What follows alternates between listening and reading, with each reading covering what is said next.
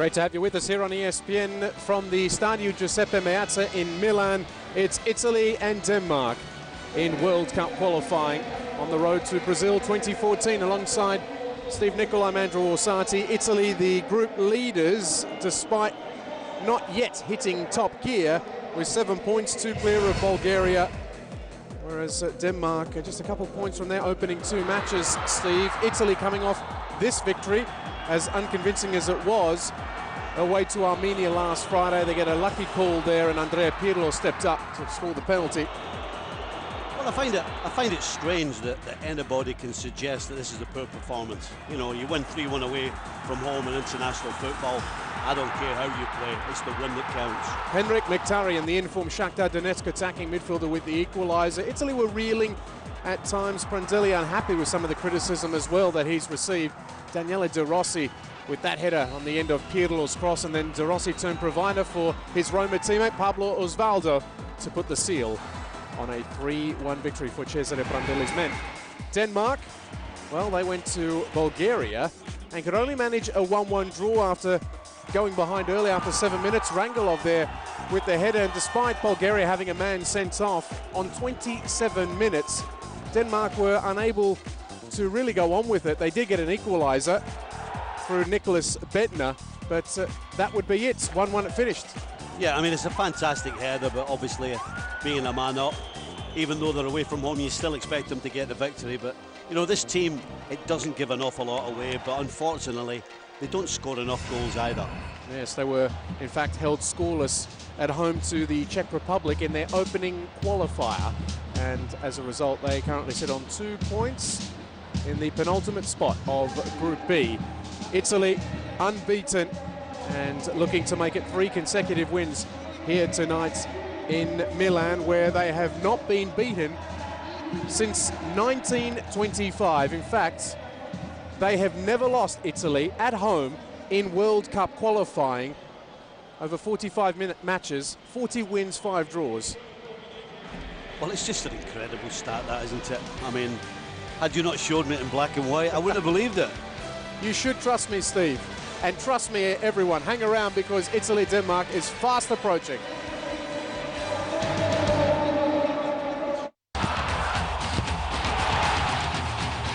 The Sounders continue to prepare for a playoff run when they host FC Dallas. Major League Soccer, Monday on ESPN2.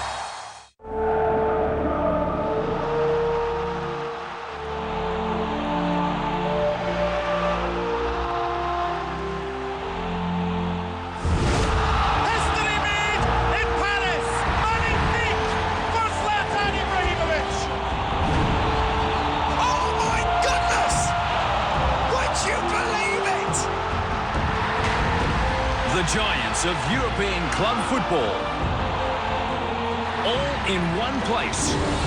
Oscar! Magnificent style! What a finish that is! He'll celebrate that! Listen to that reaction. Would you ever believe it? Oh, and he's done it! Brilliant! That is simply remarkable! You will not see a better strike all season than that. The UEFA Champions League lives on ESPN. This is November on ESPN2. The FA Cup, ATP World Tour Tennis, and the NBA season tips off. Look at Westbrook! This is November on ESPN2. The battle for poker's ultimate prize is here. The game's hottest players are all in for a jackpot worth over $8.5 million and some bling.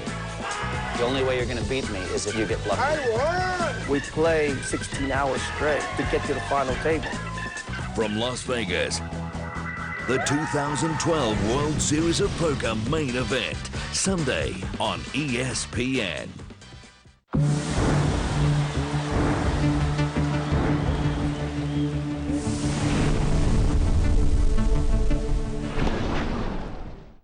Mario Balotelli, he can blow hot and cold, so Prandelli will be hoping that he can just find the right kind of form tonight. He was disappointed that Balotelli opted for eye surgery and as a result missed the first 2 World Cup qualifiers. Well, they've got him back now, and Sebastian Giovinco is the one who's been dropped from the Italian attack as a result to make room for Balotelli. Yeah, I think I like the combination in the middle of the park. You know, you got Pirlo and De Rossi who really can manipulate a ball and pass it around for fun, and you have you know, Marchisio, who can get forward, back up the strikers, but who'll also do a lot of dirty work in the middle of the park as well. Interesting test, this one, for Denmark after a slow start to their World Cup qualification campaign, just the 2 points.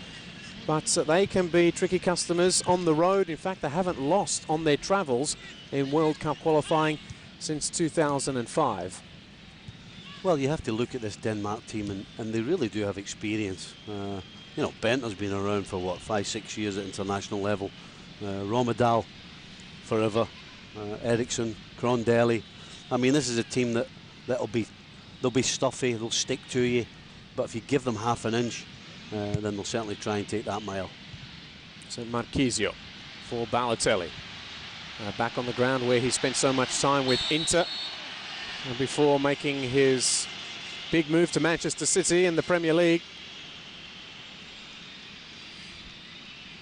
Well, it's important for Balotelli, if nothing else today, to hold the ball up and let others join in. And his first touch has to be better than the one you just saw, because the Danish midfield will just suffocate him if he doesn't keep it tight.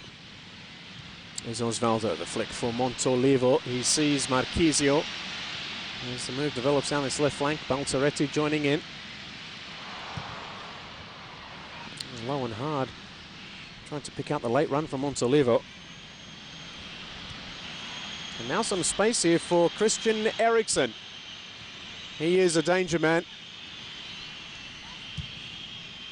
Oh, the cross to the back post, and completely unmarked was Nicklas Bendtner. Well, I said if you give them half an inch, they might try and take a mile, and they should have done there.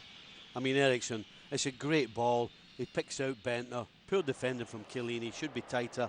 And it's a free header. Okay, it's what, 16, 17 yards out. But he at least must hit the target and puts it woefully wide.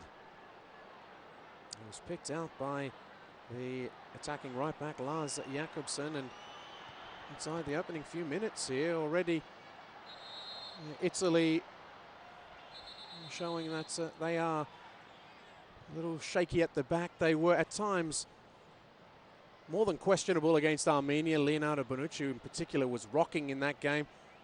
It's interesting though to see all the changes he's made defensively. So many players have been dropped. It's a message to them. Well, they have to be careful. You know, I said the 2 fullbacks and Abati and Barzagli. Sorry, not Barzagli. Balzaretti will go forward, but they can't go forward at the wrong times and leave holes. And it was a good break from Denmark, but that was a hole in the left-hand side of defence, and they nearly paid dearly for it. So Chiellini restored to the starting 11 after he was dropped in somewhat controversial circumstances for the clash with Armenia. Do you know, I find it strange as well. You have a person like Chiellini, you know, has as much experience defensively as anybody on this field, and he's closing people down, not properly, number one, but two, he's got his hands behind his back. I find that very difficult to understand why defenders put their hands behind the back, because you lose your balance, and to me it means you're thinking more about not handballing the ball than actually closing it down and trying to win it.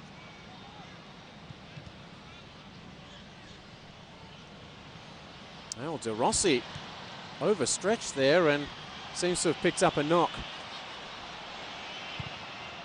It's Montolivo who picked up the crumbs and tried his luck from a long way out. Now Daniele De Rossi, who scored the goal which put Italy ahead in Armenia. You see, you've had so much problems at club level. Not seeing eye to eye with the new boss, Denik Zeman, who was dropped in Serie A before joining the Azzurri. It's a tough one to see there, whether he actually injures his knee when he lands awkwardly, or whether he's actually just winded. Either way, Montalivo didn't really do him any favours. Didn't kick the ball out, tried a shot at goal. And I'm sure had that ball gone in the net, the Danish players would have had a big problem.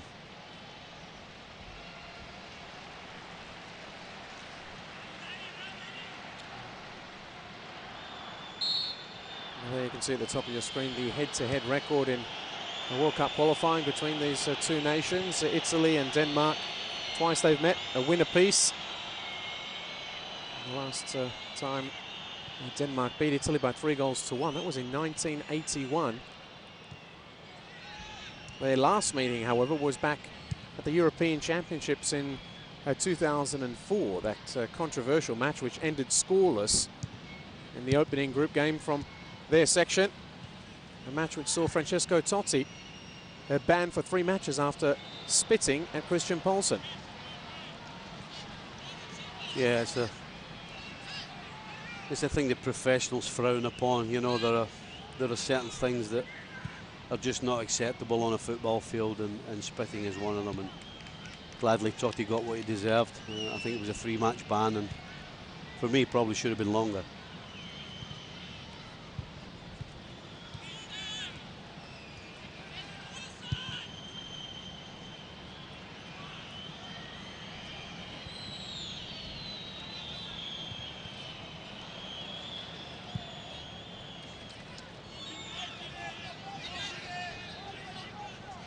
De Rossi's back as Italy look to rediscover their identity after the European Championships, where they were very effective. But Prandelli's demanding something new and fresh and to take with them to the World Cup in Brazil. Morgan De Sanctis in a tangle. Made a real mess of that. Here's Nicholas Bentner claiming a handball. Well, Italy are fortunate. I mean, you look at bad professionalism. You know, Chiellini kicks it off with giving De Sanctis just an incredibly bad ball. It's bouncing up in front of him. Thigh height, he can't control it. He's fortunate he can actually get it away somewhat. And then you have Pirlo in his own penalty area trying to do a back flick to Chiellini. I mean, it's just unprofessionalism. And again, what, 7-8 minutes in, 2 opportunities that Denmark could easily have turned into goals.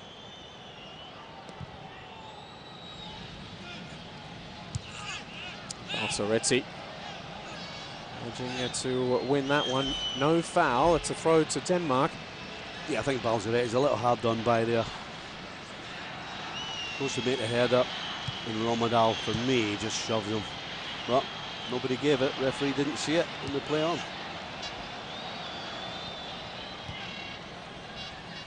Is Eriksson. So Simon Kjær, who's had 2 separate spells in Italy with Palermo and Roma. He's back at Wolfsburg in the Bundesliga now. And together with the Liverpool defender Daniel Agger in the heart of that back 4. Pirlo just got in ahead of his man. Comes to Jakobsen. To link up with Romadal, who is by far the most experienced international player out there tonight for Denmark. This his 121st cap. Talking of experience, how about Morten Olsen, the 2nd longest serving international manager in Europe behind San Marino's boss. He was appointed in the year 2000. 12 years and counting. Well, he's been a fantastic servant to Denmark, but here we see it starts off with Chiellini. That's an awful ball to De Sanctis, who slices it away. Fortunately, he's being closed down by Eriksson, and then what we didn't see there was Pirlo trying to do a back heel to Chiellini, and should have been caught out as well. To Osvaldo, dragging it onto his right and winning a corner.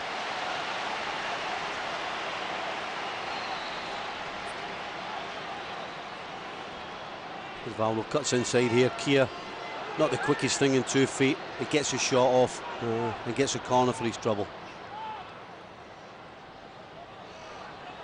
This is Pirlo. Abate, his former AC Milan teammate. Marchisio for Balzaretti. A bit of a ricochet, and Balotelli looking to swoop.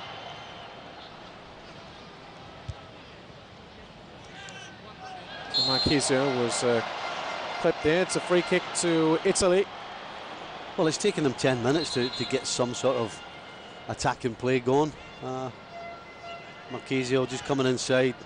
For me, he's looking for the foul. Not an awful lot of contact, and down he goes. Balzaretti. Well, they're not on the same page. It broke down far too easily. And here come Denmark.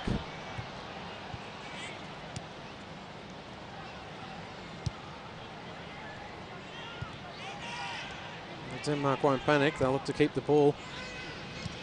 Here's Kjær. Jakobsen. Rommedahl.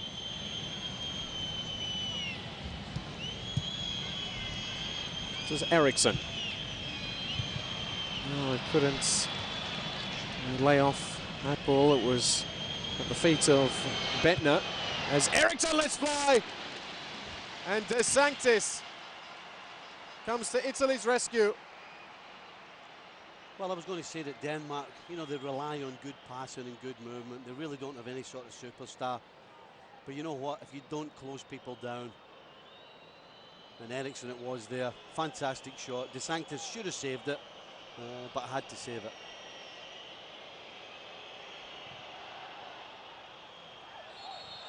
There's a foul on De Sanctis.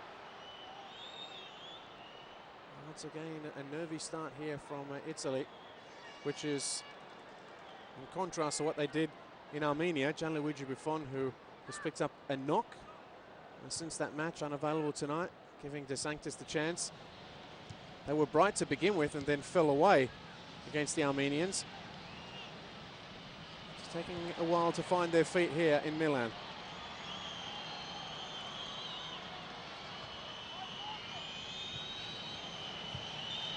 Standing off Denmark and letting them have their way. This is Rommedahl has got Jakobsen on his outside. To the back post for Bentner. Balotelli helping out, and Italy survive once more. Well, I think initially they should have put the ball out of play, but they didn't. It's a nice overlapping run from Jakobsen, and it's a fantastic ball. He just stands it up. Unfortunately, Bentner could only head it back across goal, and for me, I think it was Eriksson should have done better. Here's Jakobsen, stands it up, just knocked back across goal, and right there he should have attacked the ball, and for me, should have headed it towards goal. In the end, Balotelli does well though, clearing the ball. This is the incident involving Marchisio, who's now down receiving treatment. I don't see an awful lot in that there. He's maybe stood on his big toe. I'm not sure there was anything else in it. And rightly so. Denmark shouldn't have put the ball out. I certainly wouldn't have done it. Don't know about yourself.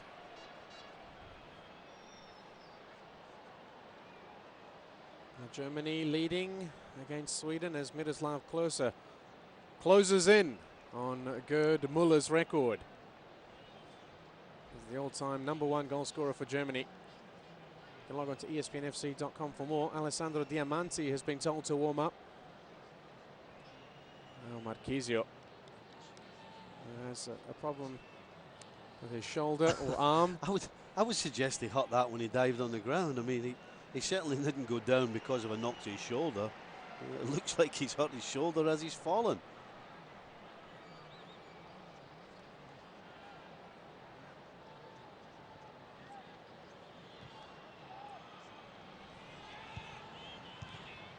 I'd have to say there's a strange atmosphere in the stadium. There really doesn't seem to have an awful lot of support for Italy. It's very, very quiet.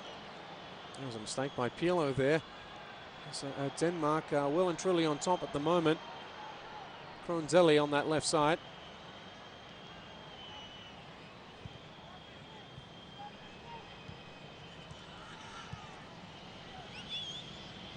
Looking to draw Italy out and start again. That's what they've done well. They've had plenty of time on the ball. Denmark, it's been lackluster from Italy.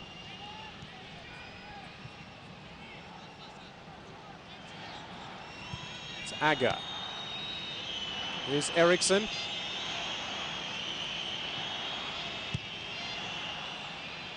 Jakobsen.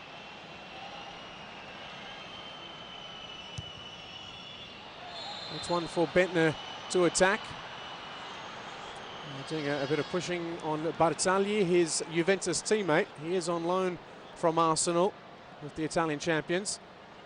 Yeah, we just couldn't quite catch it there, but just before he goes for the header, he puts a hand on the back of Barzagli's back, and referee was in a great spot to see it.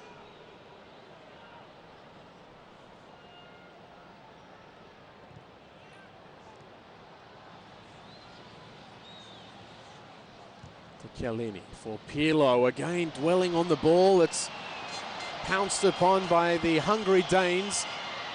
Eriksson out wide for Bentner. Up against the Bate. Corner for Denmark. Good piece of defending from Abate there. You know, Bentner's always looking to run past him.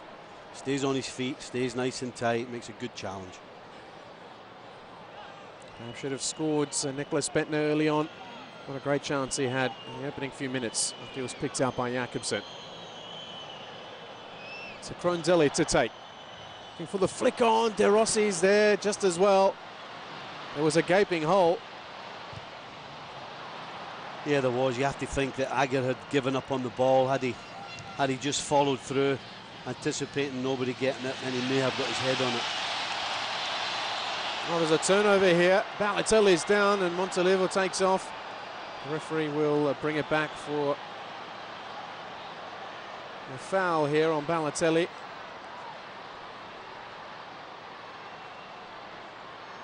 I think it's a good decision from the referee.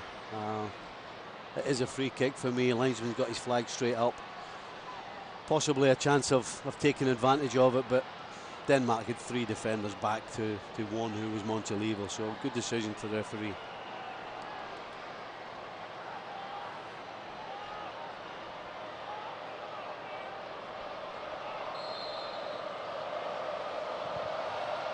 Pirlo's free kick looking for Chiellini.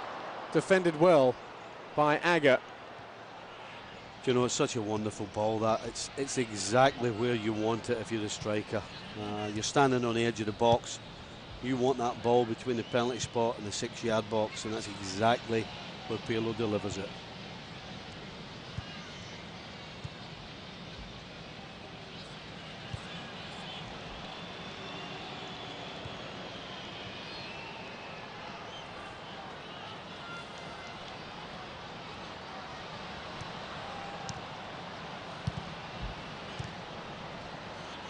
Played on by Eriksson, no one there. De Rossi will do the mopping up.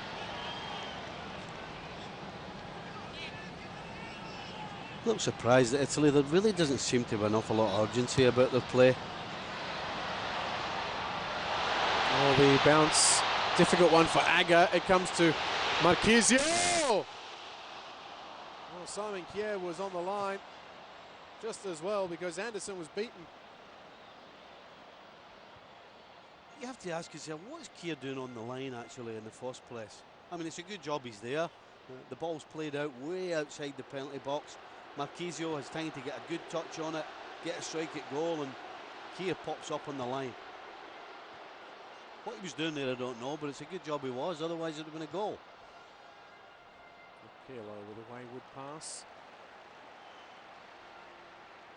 Prandelli, despite what he says to the media, can not be impressed with what he's seen here so far. Well, that's for some urgency. At last we got a good run. Balotelli plays it outside the box. Marchisio, I mean, you can see what he's doing. That's a great attempt. But fortunately for Denmark, Kjær's standing on the line.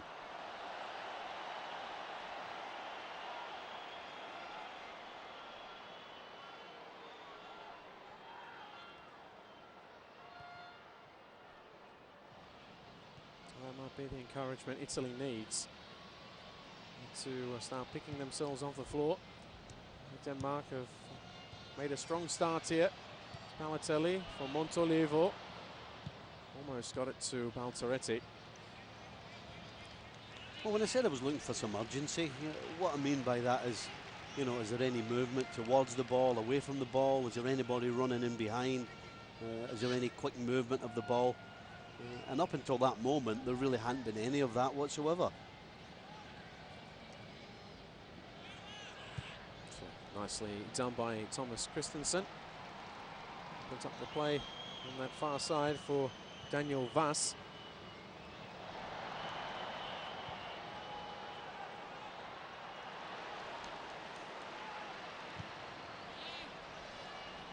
Kind of a nothing ball from Christensen. More of a hit and hope rather than trying to pick somebody out. He actually looked a little bit uncomfortable having to play that ball.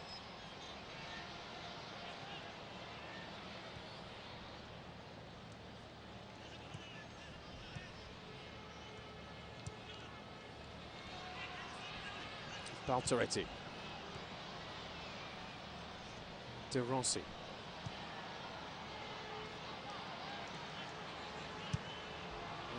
Germany now leading by 2 at home to Sweden. Closer with both goals.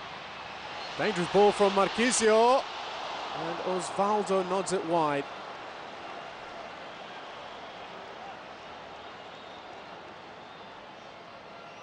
Do you know, I think it's Abati's got himself forward here. Good touch. Doesn't get closed down again. That's a brilliant ball into a danger area. Balotelli can't get on the end of it. And you'd have to say Osvaldo has to put that in the back of the net. First time header here. That's an open goal.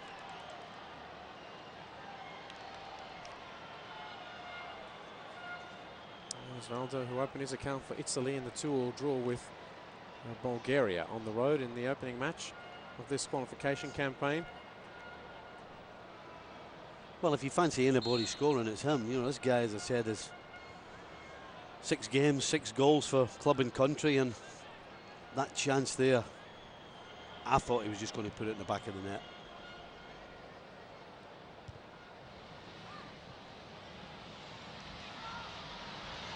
Balotelli losing out to Aga. You know, Aga's a bit unfortunate here. To begin with, it's just a good, strong challenge with Balotelli, and he wins it. But for me, the challenge on Montolivo, he's looking to leave his boot in there, and I think the referee's got it right with the free kick.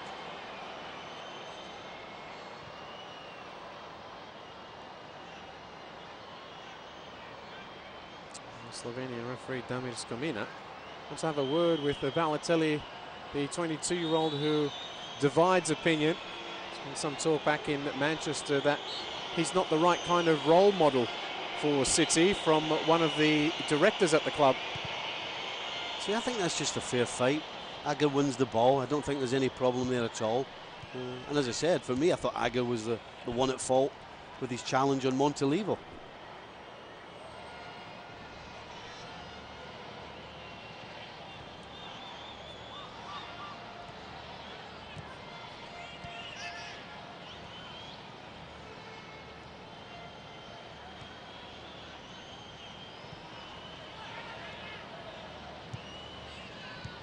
To Eriksson.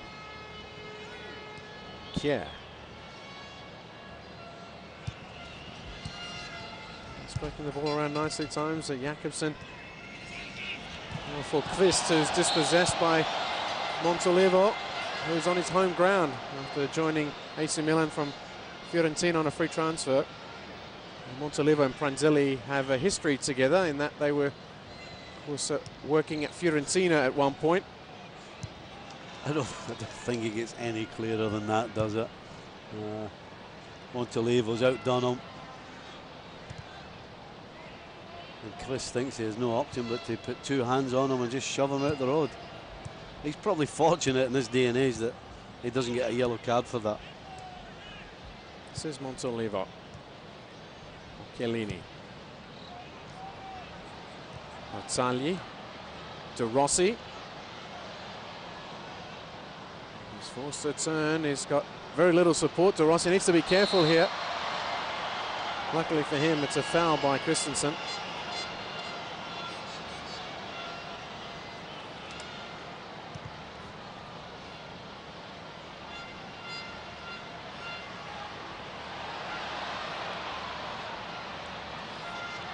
Abate.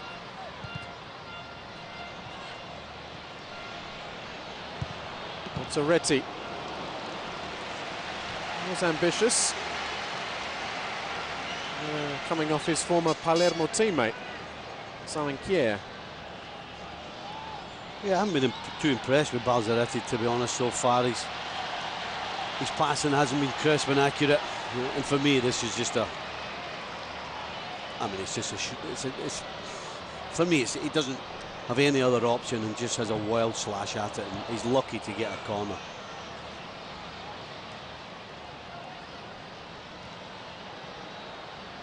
I don't think he's well known for 30-yard rockets into the top corner, so I'm sure his coach was hoping he wasn't going to have a shot either.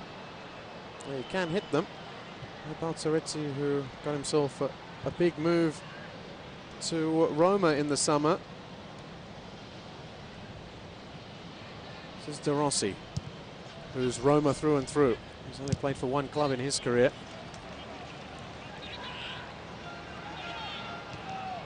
Let's look at Dennis Romadal, the number 10.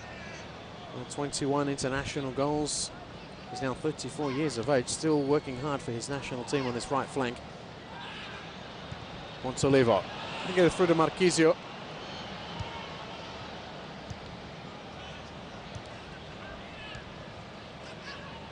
Montolivo again. Osvaldo. Balzaretti. Never really gave Balotelli any chance there. No, he didn't, and the service really that Balotelli and Osvaldo are getting isn't really helping bring them into the game and give them any opportunity to show what they're capable of. Everything's little short passes, back to goal, nowhere to go. They really haven't opened it up, that back four, in any sort of way, shape or form so far.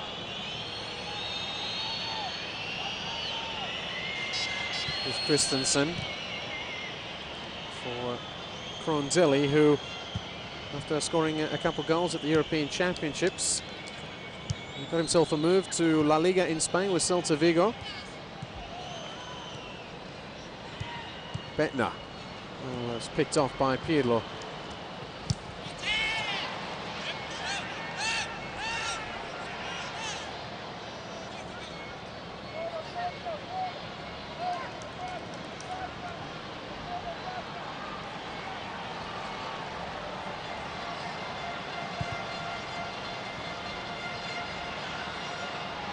Abate.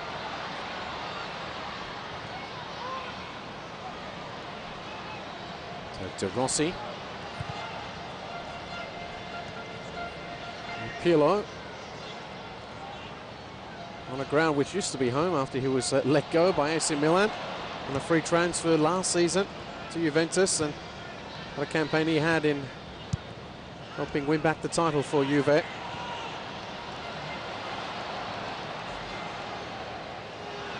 Balzaretti determined, but that will roll out of play. It was a good aggressive challenge. Kind of surprised at Kier's header though. Cuts Osvaldo's attempted ball to Balotelli out, and for me he just has to head it clear. He tried to be far too clever and tried to knock it down to Jakobsen and almost put himself in trouble.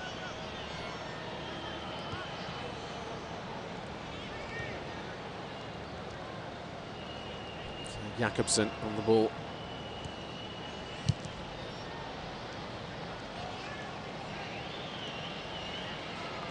Leonardo Bonucci, one of the players out of the side from the one that won in Armenia.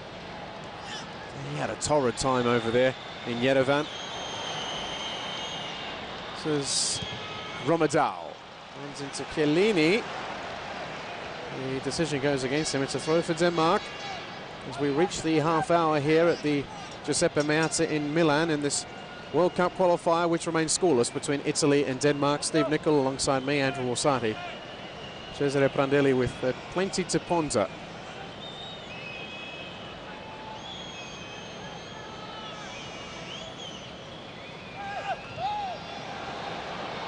Oh, it might drop for Eriksson, away by Abate. For me, it's a little surprising it is scoreless at the moment. You know, the Danes have had 3 good chances. Italy have had a couple of good chances as well. Neither side have taken them, so I can't imagine this is going to finish a stalemate. Not an awful lot going on there, just a ball bouncing around the penalty box, some tough challenges, but nobody really looking as though they're going to win the ball and do anything positive.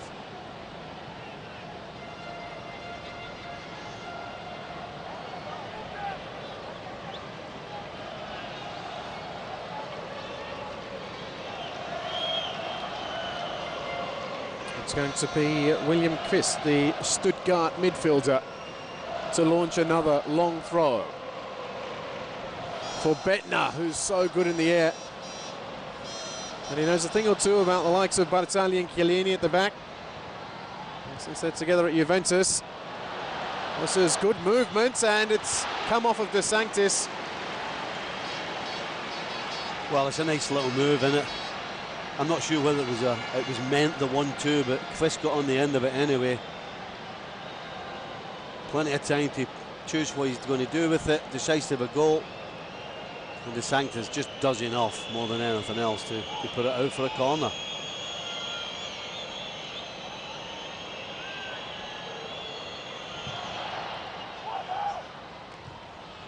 Kier wins that one in the air. Agger puts it over the top.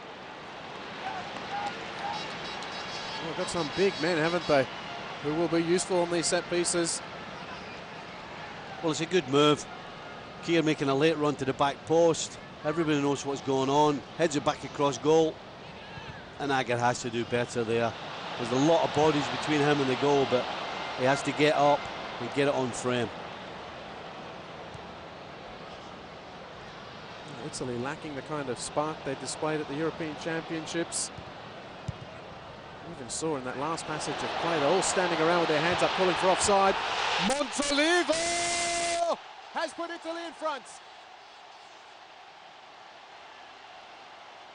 Well, I'm watching Montolivo, and I'm telling him under my breath to roll the ball wide.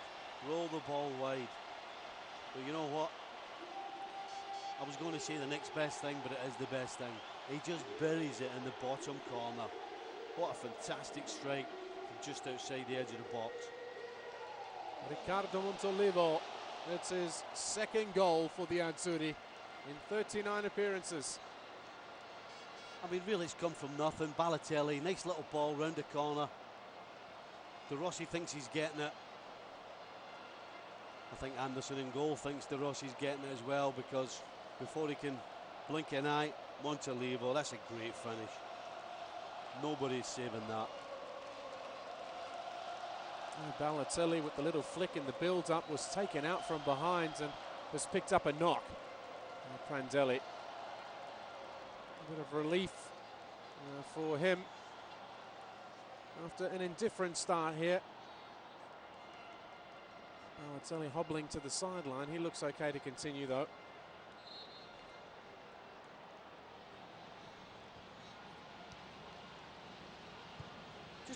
It's been a strange one for me. The atmosphere around the ground has really been one of apathy.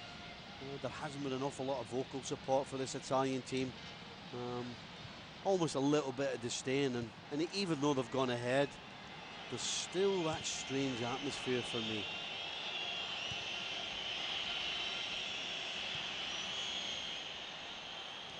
Offside against Romedal.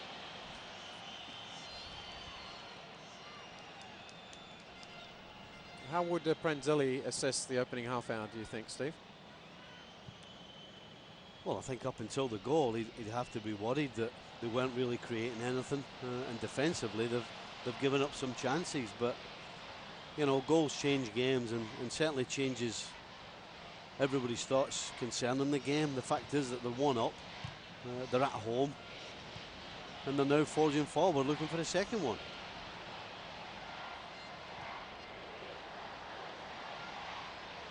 And you could be forgiven that Olsen's probably sitting on the bench opposite Prandelli thinking, is it really 1-0? Because I'm sure he thinks that they should be ahead. And that might just be the encouragement that Ricardo Montolivo needs as well. Scoring here on the ground where he plays his club football. He's yet to find the back of the net for AC Milan. And there he is, the 27-year-old who Prandelli still puts his faith in when it comes to that trequartista role.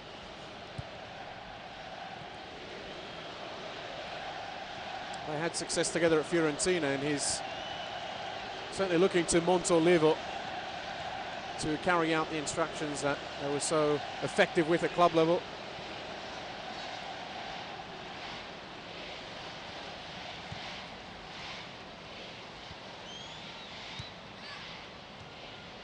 Chiellini. Balzaretti just got there. So Balotelli has kept it in play. Well, they stand off him at their own peril. It comes to Montolivo, who doesn't need a second invitation after scoring just moments ago from a little closer to goal. Yeah, Balotelli, he's been aggressive, he's going at the defence. Little step over, never a foul, breaks to Montolivo. And when you've just scored the type of goal he has, then absolutely you should have a goal from there.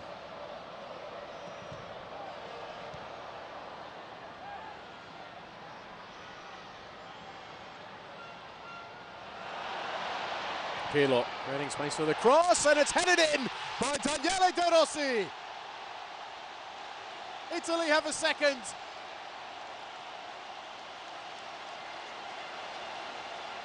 Well, I guess there's not a coach in the world that thinks that Pirlo is a jinky winger, is he? But you know what? That's exactly what he's done, wide right. Perfect ball, picking De Rossi out. And it's a perfect header as well, down into the ground, keeper no chance, and in the back of the net. Here we see Pirlo here. I mean, that's just incredible. Picks out De Rossi with a perfect pass, the perfect ball, and again, the perfect header. Goalkeeper no chance, ball straight down on the ground, pace of the ball, ball's in the back of the net. Daniele De Rossi, who's making a habit of scoring for Italy at the moment in recent matches. One against Armenia on Friday, another here. And that takes his personal tally to 13 for the Azzurri, and this is 82nd cap. And another message to his club coach, Zdenek Zeman, after he was dropped for Roma's win over Atalanta before the international break, together with Pablo Osvaldo, I might add.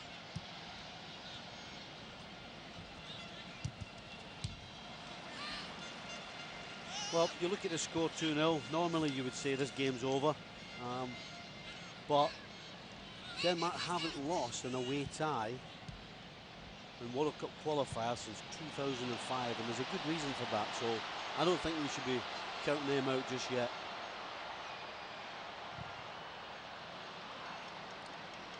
Italy seem to have rediscovered their swagger on the back of 2 goals here, which really has changed the outlook on this entirely.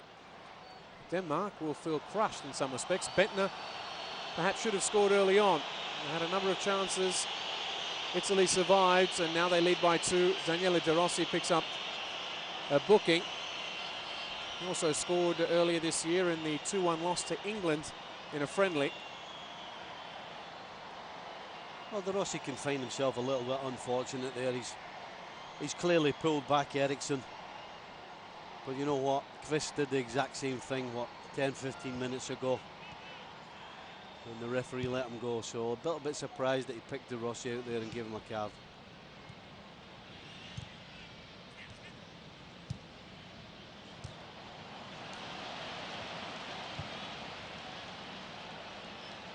There is De Rossi. He doesn't score too many at club level, but is in a rich vein of form here for the national team as Balotelli strays offside.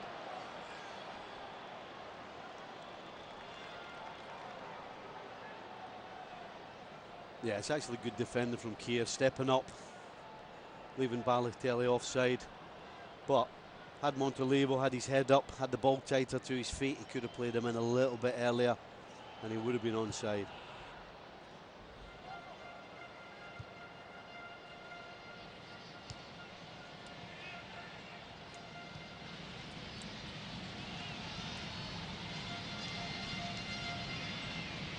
Here's Eriksson.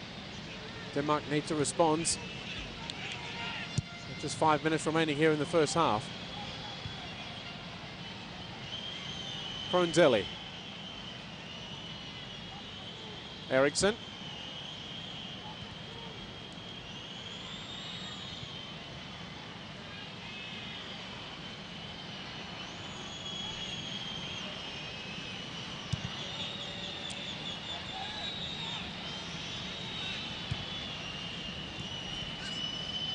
Jakobsen.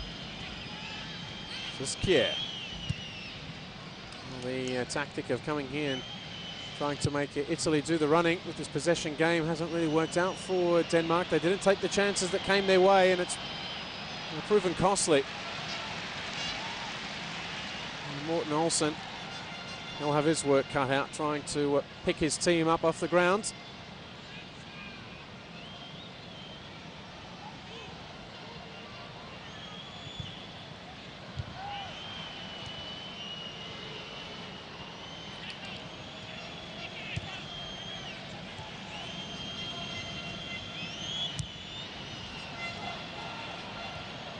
Abate. That was cool, but then it's dispossessed by Eriksson. Krondelli. It's one for De Sanctis to gobble up. Well, I think Abate should be thanking De Sanctis. It certainly looked cool to begin with, but defensively, you clear your lines. And as I said, Abate watching De Sanctis pull it out the air. We'll be glad to see that attack quashed right there and then.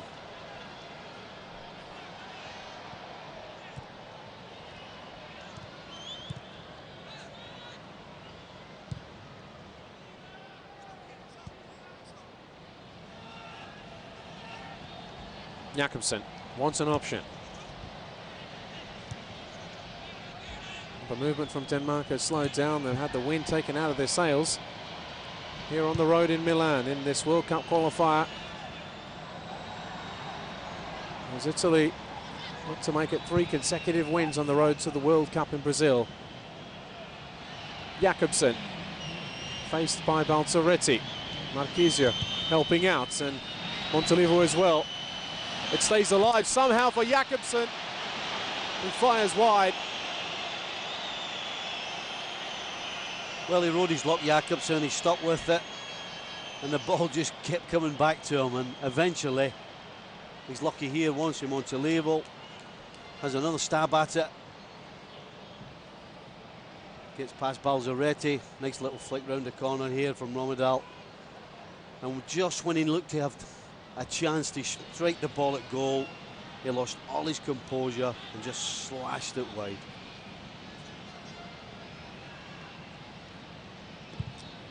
Now Germany leading by 3 at home to Sweden now. Per Mertesacker with the goal. If you didn't catch the other one earlier. Spain are in front against France, thanks to Sergio Ramos.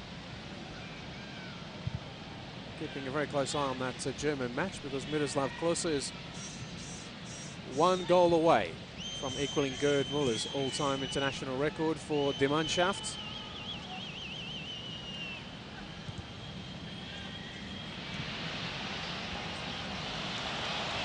Balotelli takes one look at his opponent. Eriksson expecting that the referee will sympathise. Well, I think I said it earlier when De Rossi got booked for a similar mistake, pulling his opponent back. It's exactly what Eriksson did there, and this time the referee just let it go.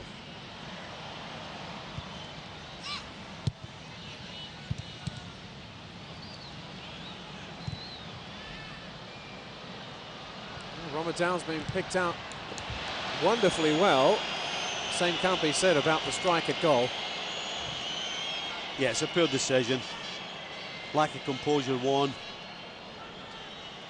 If you can get a strike at goal, bring it down. It's a great run, it's a great ball right here. If you can't bring it down well, then keep a hold of possession, hold the ball up so you can get the rest of your teammates, your midfield to back you up. Instead of that, he just gambles, has a slash at it, and doesn't trouble De Sanctis. Goals from Riccardo Montolivo and Daniele De Rossi, giving Italy a 2-0 lead here as we approach the break. Just a minute being added on in stoppages. And the Azzurri, the group leaders, are looking good right now. It wasn't always the case. This is Eriksson for Jakobsen. The cannon's off of Baltaretti, taken on the volley. And it's a glorious strike from William Christs.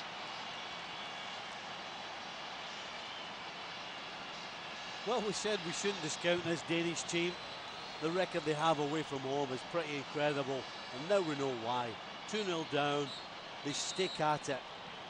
Jakobsen just tries to throw a ball in there, but you know what, Christ reads it well, keeps his composure, gets a good connection, and the pace on the ball, just too much, as well as the direction for De Sanctis in goal. And it's tough not to say that Denmark deserve this goal. There's no way they should be behind for me, and now they're definitely back in the game. It's been a long time coming for William Christs. His first ever goal at international level has brought Denmark back into the contest here on the road in Milan in this crucial World Cup qualifier. Italy leading by 2-1. We'll take a short break. More to come right after this.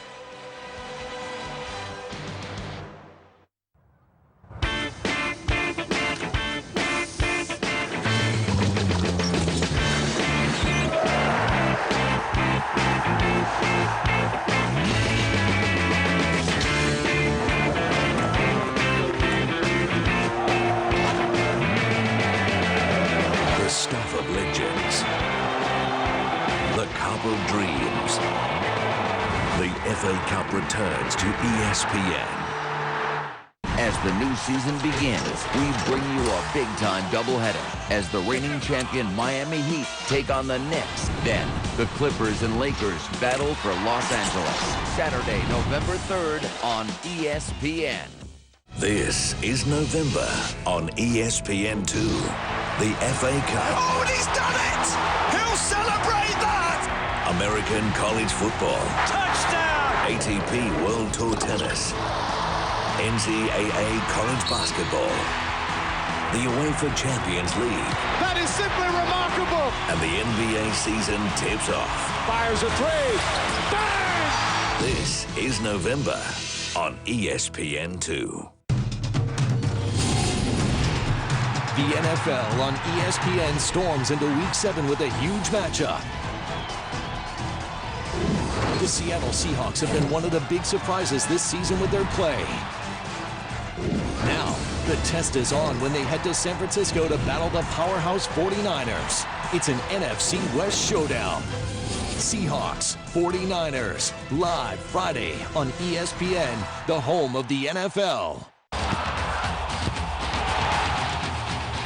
The Sounders continue to prepare for a playoff run when they host FC Dallas.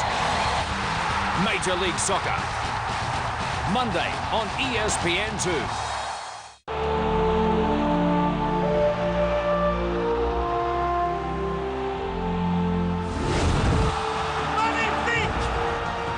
Listen to that reaction.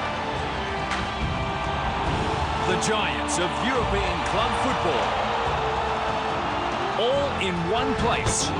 Oscar! Magnificent style! That is simply remarkable! The UEFA Champions League lives on ESPN. Good, Mike Schmidt. I sell this, and with all due respect, you know what's coming next? This is Dumb and Dumber, okay? This was a dumb question and an even dumber answer by somebody for whom this should be beneath. Kobe Bryant, forget about his team. You got people like Magic and others who say this is his franchise, greatest Laker ever. Do you really need to subject yourself to answering whose team this is? Like, we know it's your team, dude. That's for 21-year-old Kobe to talk about, Jackie not 34-year-old Kobe. Don't miss Around the Horn all week on ESPN2. We've got an interesting tussle on our hands here between Italy and Denmark. The Azzurri seem to be cruising after they struck through Riccardo Montolivo and Daniele De Rossi. And that was before William Kist scored right on the stroke of half-time. Let's run through the highlights for you. Shaky early on from Italy. Morgan De Sanctis in place of the injured Gianluigi Buffon making that save. There was also that opportunity even before that. It fell to Nicholas Bettner. Italy slowly warming to the task. The cutback from Mario Balotelli. It comes to Claudio Marchisio. Simon Kjær perfectly placed on the line. Oh, it was a beautiful move, wasn't it? Balotelli lays it back. Great attempt by Marchisio and cleared from Kjær. Eventually, the goals would arrive. Riccardo Montolivo starting the move, linking up with Balotelli, who was taken out, and Montolivo bangs it home. Well, for me, this goal came from nothing. It is a nice little 2 and 3 and 4 passes. And I'm thinking Montolivo's passing this to De Rossi, and I think the keeper does as well. But before he can change his mind, the ball's behind him and in the back of the net. And then we see this. I mean, this is just pure wing play from an Algeza. Beautiful ball, picking out De Rossi, and it's a perfect header down into the ground. Keeper no chance. It was a fabulous strike on the stroke of half-time from Kvist to make it 2-1. Well, all he's done here is get a good connection on the ball. He's used the pace on the ball to keep it going, and he's directed it perfectly. And again, De Sanctis sprawls, but no chance of getting near it. Not surprised to see Denmark with the lion's share of possession, 54% to be precise. They started well. They are an organised side under Olsen, and had they taken their chances earlier, this might have been very different for them, but they are right back in it, and it's going to be an intriguing second half from the Stadio Giuseppe Meazza, which is barely half full here in the north of Italy. More to come when we return on ESPN.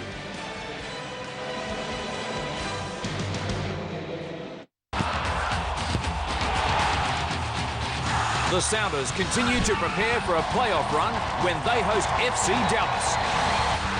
Major League Soccer, Monday on ESPN2.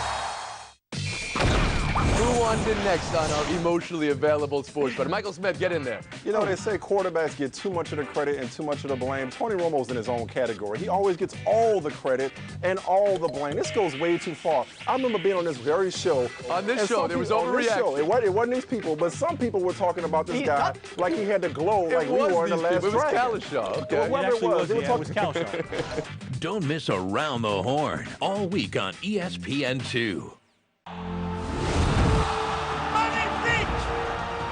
Listen to that reaction. Oscar! Magnificent style! The UEFA Champions League lives on ESPN.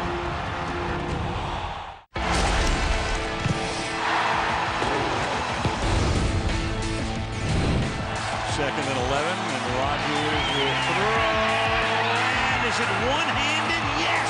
For a touchdown by Jones. James Jones has now scored 2 touchdowns in each of the last 3 games. 18 yards. Rogers throws touchdown pass number 6. Here comes the 0-1. What a play by Sanchez behind the back. Great play. You should have seen it. So if he throws, he won't. It'll be Williams. And he found his first opening. He's into the secondary. Damian Williams across the 30. If he gets a block, he might be gone. Williams, touchdown. 95 yards.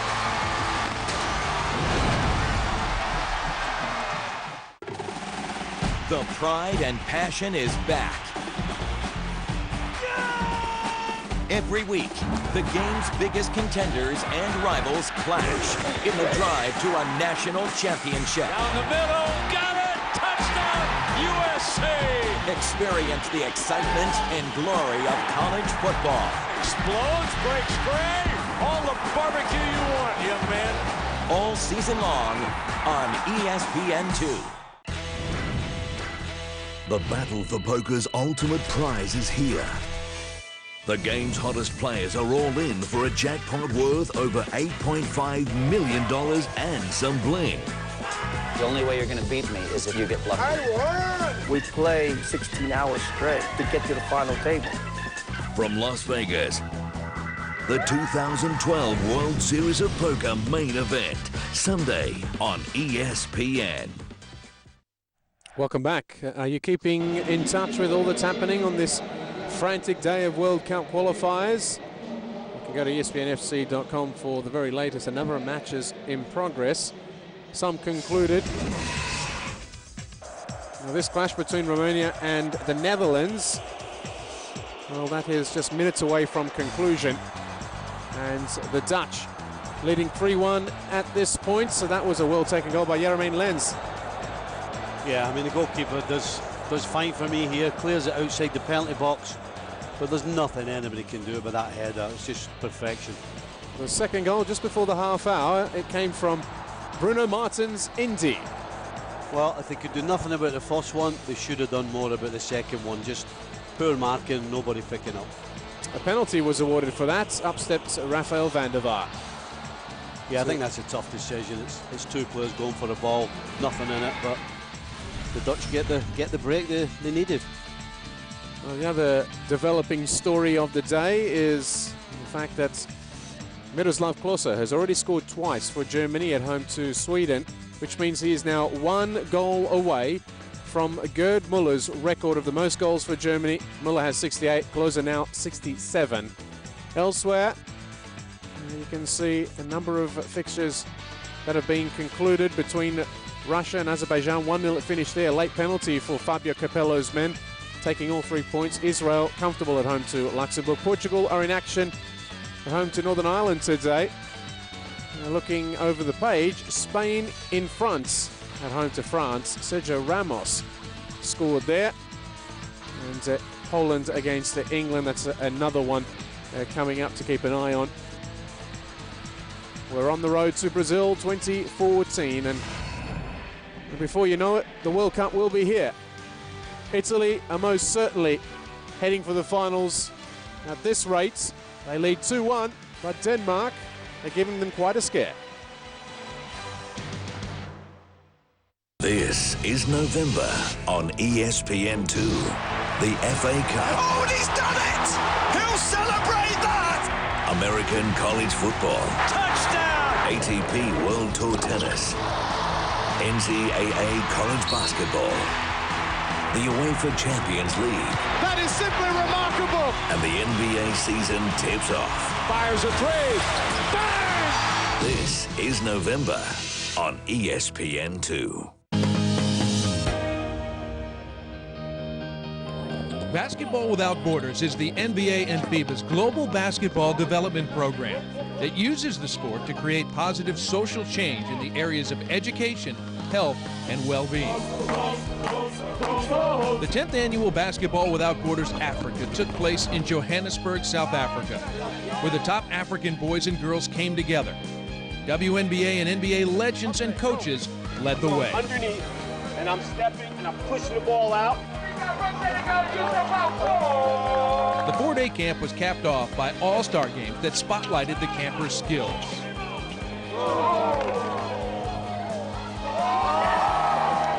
If your man comes to help, he drop it off to you.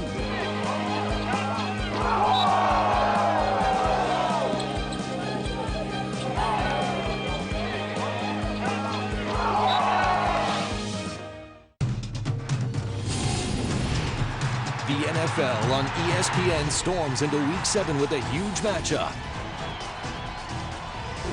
The Seattle Seahawks have been one of the big surprises this season with their play. Now, the test is on when they head to San Francisco to battle the powerhouse 49ers. It's an NFC West showdown. Seahawks, 49ers, live Friday on ESPN, the home of the NFL.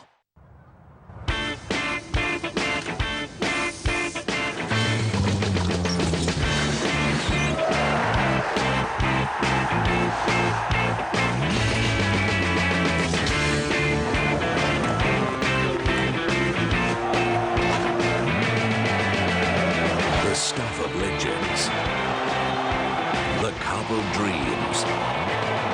The FA Cup returns to ESPN. This is ESPN Cricinfo, the #1 cricket destination, with unmatched live coverage, breaking news, analysis, features and stats. ESPN Cricinfo takes you to the heart of the action. On the ball, every ball. And with the new iPad app, you get all the excitement straight to your tablet. So wherever you are, if it's cricket, it's on ESPN Cricinfo. Italy and Denmark. The second half is almost upon us. Steve Nicol is alongside me, Andrew Orsatti, as we look ahead to the next 45 minutes. Steve, Denmark with that goal receiving a timely boost on the stroke of half-time. What do they do from this moment forth? Well, I think clearly they have to make sure they don't lose any more goals. But going forward, if they keep possession of the ball the way they have in the first half, they've made chances. The difference being they haven't taken them. Eriksen's had a couple of chances. Benta had a chance early on with the header. Jacobson was through. So they're not short of chances at scoring goals, but they have to take them. But again, they can't lose any more goals. Two sloppy goals from Denmark's point of view. And for me, Italy really haven't quite got going, but find themselves 2-1 ahead against the run of play. For me, Denmark do not deserve to be down in this game. Break it down for me. Italy, who do you like in terms of the individuals, and who do you think has not really stepped up? I'll be honest, I think most of them have been pretty apathetic. There hasn't really been anybody who stood out. Defensively, they've given up chances. Going forward, they haven't created an awful lot.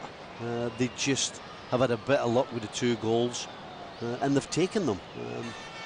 So again, you know, Denmark have nothing to be scared of in this half if they keep going at it the way they have done, without any defensive errors. Then there's every chance and every possibility that not only will they get back in this game, but they could go ahead.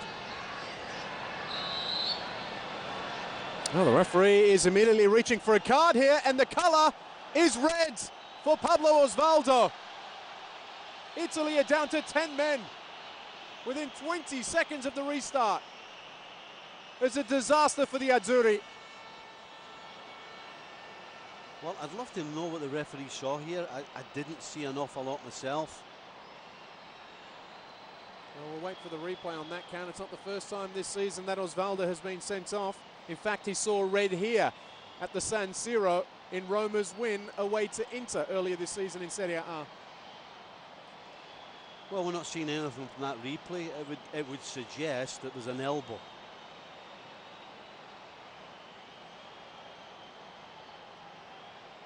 Well, I don't think that's a red card for me. There is contact from behind on Osvaldo. He's pushing away more than he is throwing an elbow. And if anything, it may be a yellow, but it certainly isn't a red card.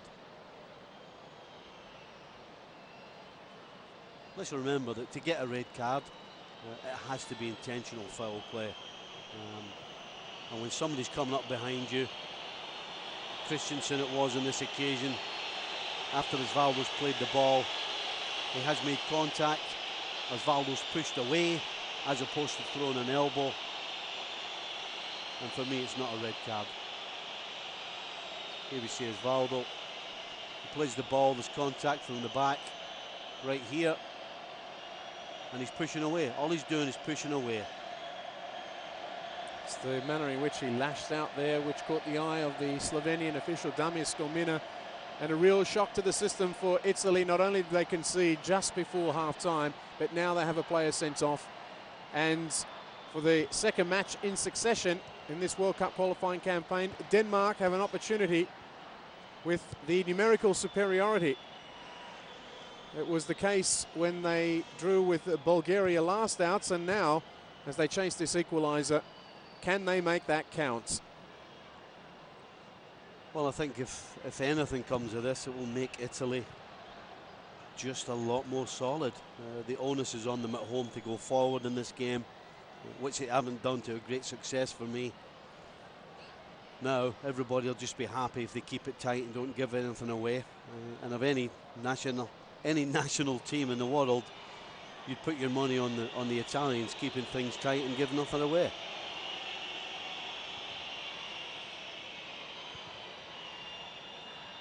To Eriksson.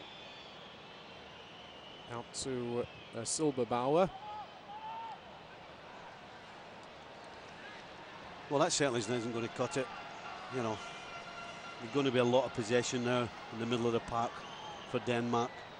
And they have to get Eriksson on the ball for me if they are to produce any type of brilliance or good play.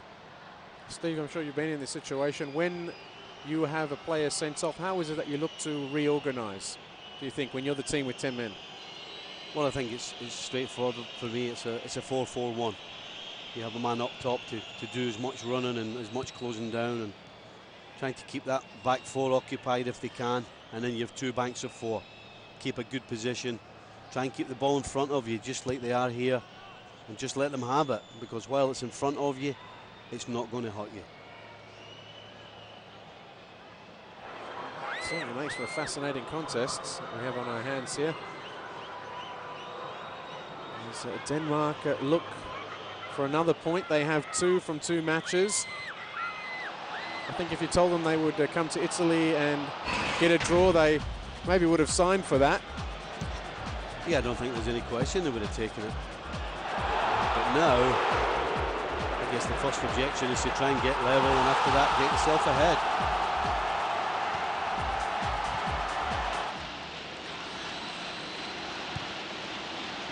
Can they believe in something more? It would be quite astonishing if they went on to win this contest. Remember, Italy have never lost at home in a World Cup qualifier. Away by Barzagli. Yeah, and what he can't do is exactly what Balzaretti did there. Totally committed himself. The ball ends up going in behind him, and Denmark finish with a nice ball across the penalty box. They have to keep that ball in front of them. The thing you sometimes forget is that whilst you might expect a lot from a nation such as Italy, a 4-time world champion, qualifying is key. That is what they're here to achieve. And whilst they've had their problems already in their opening 4 matches, they still sit top of the group. That's what it's all about. It's all about qualifying. Everybody can complain and moan about how you do it, but it really doesn't matter. All that matters is you do it. And I think part of the complaints coming from really the culture itself, because Prandelli has established this mood around the team where he wants to win, and at times win in style. It's not just important for him to get the points. He is trying to make this team effective, because he knows only too well when you come up against the likes of Spain, and they did it twice at the European Championships. Once they got a draw, the other time they were battered in the final. Then they need to be able to beat them, perhaps at their own game. He doesn't want to play a counter-attacking style as maybe Italy had done a lot in the past. William Christ has picked up a booking here. Well, in this game they find themselves down a man. Yeah, and Christ gets booked here just for accumulation of free kicks, but you know, they find themselves in a position that Prandelli said previously in the last game at Armenia that he liked the character that his team showed. This is what you're going to have to get now. This is all about character. It's about discipline as well, and he will learn an awful lot about his team on the outcome of this game.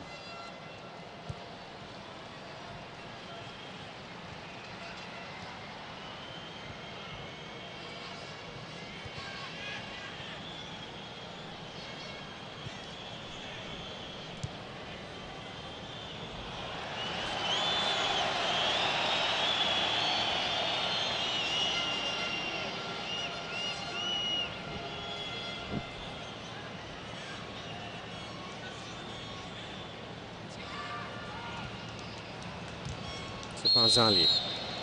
Closed down by Bentner, who had his boot dangerously raised. Bentner still waiting for his opportunity at Juventus after joining on loan from the Gunners. And He's got a chance here to really shine against two of their key defenders, Chiellini and Barzagli.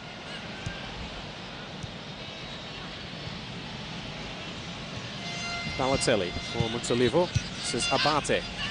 De Rossi. Oh, so delightfully done by De Rossi. Yeah, I'm a little surprised that Denmark can allow Italy to play out just quite as easily as they did there. This is all about putting pressure on Italy, squeezing, closing the ball. And again, they get out far too easily for me. You've got a back four, you've only got one attacker. You have to get your full-back pushed way on high. Pirlo to Balotelli. And Italy have a third.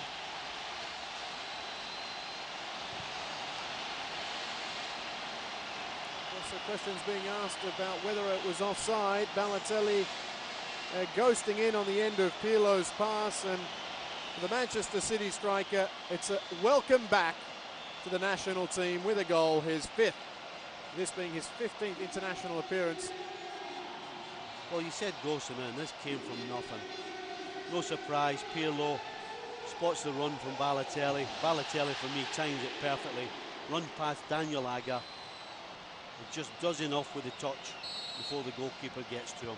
And that is from nothing. Nice little touch, great ball. And all of a sudden, the Danes find themselves 2 behind.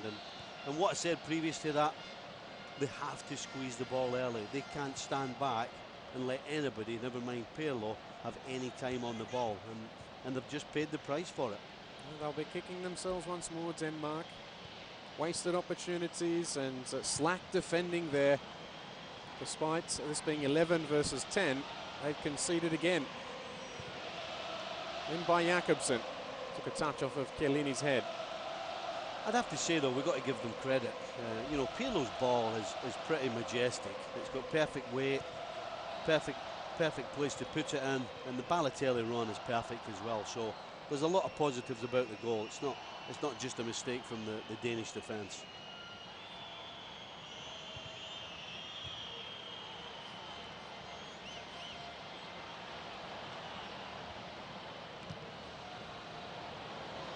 Michael Crondelli looking to bend that one.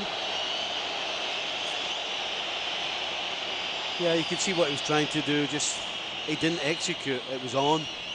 The possibility was there, but the execution wasn't. Here's the goal. Fantastic run from Balotelli, and a magical ball. Just does enough. Get a touch on it before Anderson gets there. It was Agger with his hands up there, ball watching, as Balotelli came in from behind and got a crucial touch that went through Anderson's legs.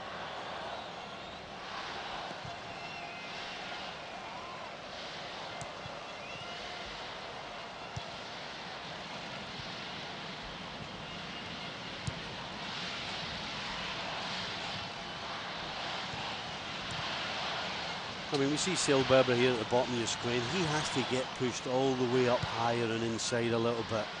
It's far too deep. He can get that pass and collect that ball another, what, 15, 20 yards up the field. Which in turn means that if they do lose the ball, then Italy have another 15 or 20 yards to go before they get near the Danish goal. Here's William Christ on the ball, who struck with that volley before half-time to give Denmark hope. And if you're only just joining us, Pablo Osvaldo, Italy's Argentine-born striker, was sent off within 20 seconds of the restart.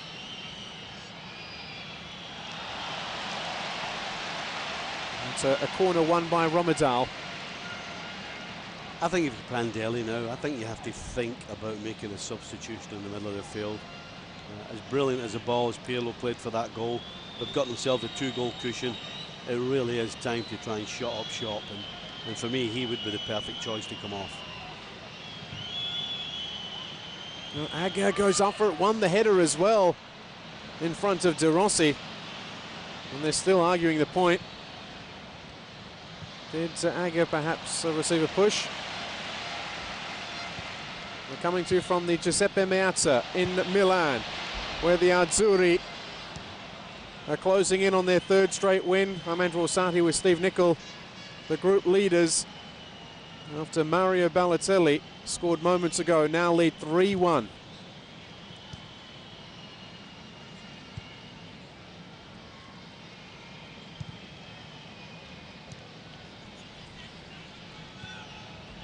This is Cronzelli.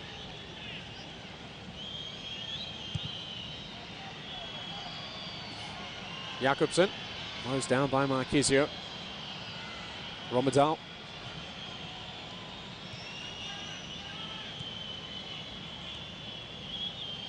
So Silberbauer and Cronzelli.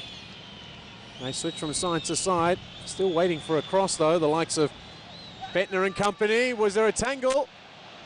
And Bettner went to ground under the weight of the challenge from Barzagli.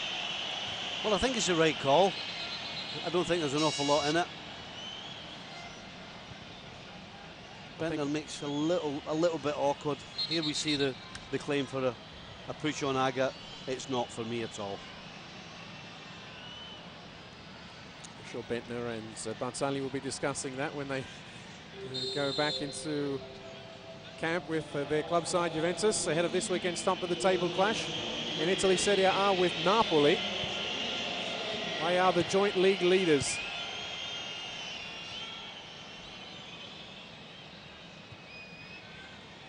And the change has been made. Thomas Karlenberg has been brought on by Morten Olsen here with half an hour remaining.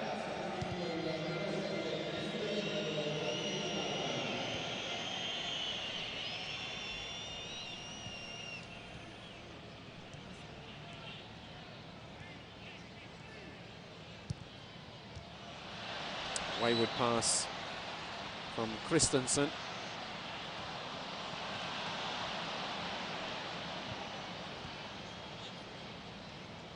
Cronzelli. Too heavy.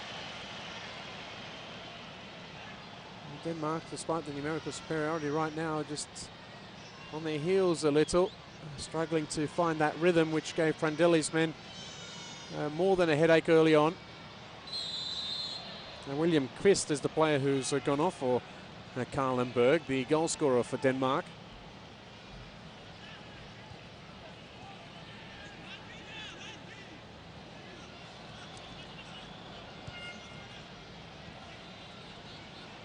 Pirlo. Abate. This is De Rossi.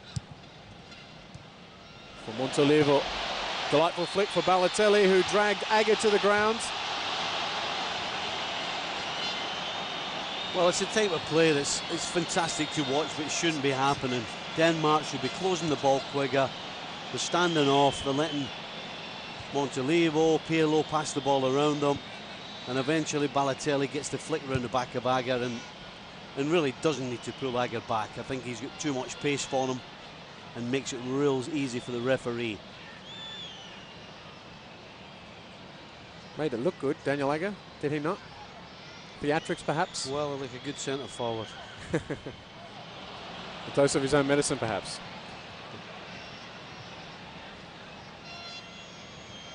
He's actually fortunate he didn't get booked, Balotelli. One for the foul and two for having a shot at goal clearly after the whistle had blown. Oh, Balotelli was aggressive coming back in there to try and win the ball, and now he has.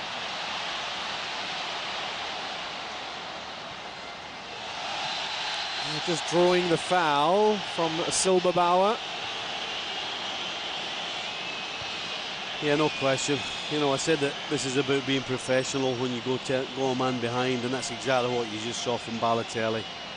He's on his own, he's got four defenders through the legs. Silberbauer falls for it, and Balotelli runs straight into him and gets his foul. The classic nutmeg. Silberbauer will not be enjoying that. It's perfect. Doesn't get any cleaner than that.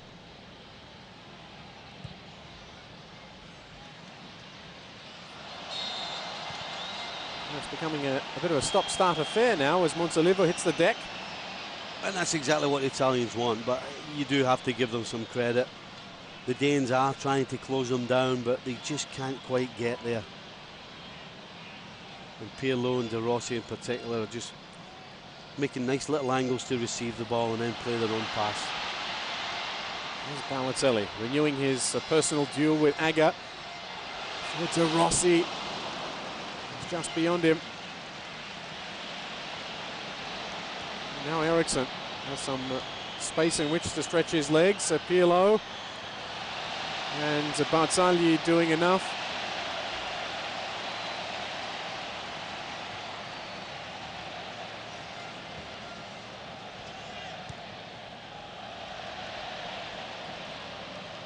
He did well there, Barzagli.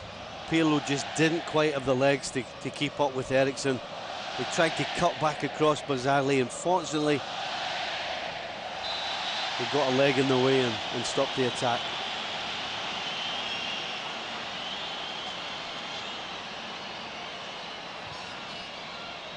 Well, the experience coming to the fore now. Italy looking to see this one through. A victory here would take them to 10 points after 4 matches and leave Denmark on 2 points after what would be their first defeat of this qualification campaign. Offside is the call here.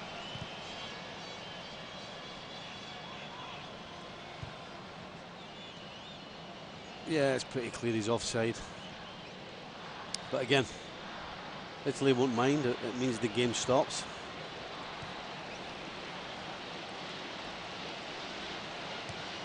We have an update for you. Germany have scored again. No, it's not Miroslav Klose. It was Mesut Ozil on this occasion. It's Germany 4, Sweden 0.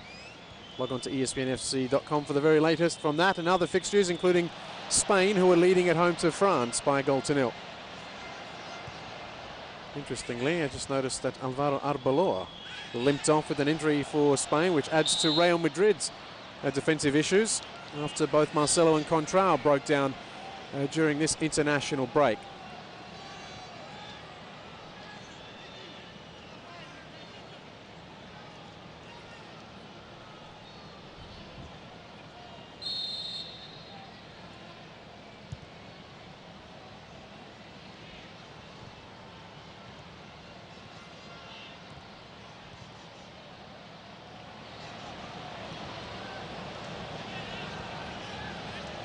De Rossi. Abate. Montolivo. Gets away from him. One of the goal scorers tonight, Ricardo Montolivo. Only his second goal at this level. And Daniele De Rossi has been in fine scoring form. He made it 2-0 before William Christ pulled one back before half-time. Mario Balotelli with his 5th goal for the Azzurri. He's got them leading 3-1 here with 25 minutes to play in Milan.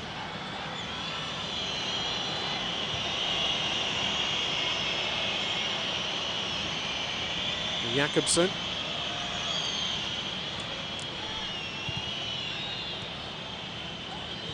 Aga.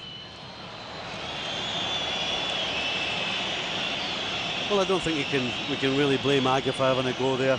He has in the past scored from that particular position. Again, we see the ball, just Italy keeping the ball in front of them. And if they can reduce Denmark to having shots from, what, 30, 35 yards, then I'm sure they'll have confidence De Sanctis can deal with it. But they really have to start moving the ball around a lot quicker, Denmark. They're getting in the final third, but then everything's slowing down. The movement's slowing down, the passes are slowing down. And the way it's gone, they're just not going to get through this Italian defence. Eriksson. The highly rated 20-year-old who plays for Ajax Amsterdam. He hasn't really been able to show us his absolute best here tonight. It's a big test for Denmark. Well, he almost did here. It's a good strike. Eventually breaks to him. Plenty of space. Has time to line up the shot. Just tries to concentrate on getting over the top of it and just can't quite keep it underneath the crossbar. De Rossi start hobbling away. Germany leading 4-1 now. That ship has sailed, even though Sweden have scored through Zlatan Ibrahimovic, you would imagine.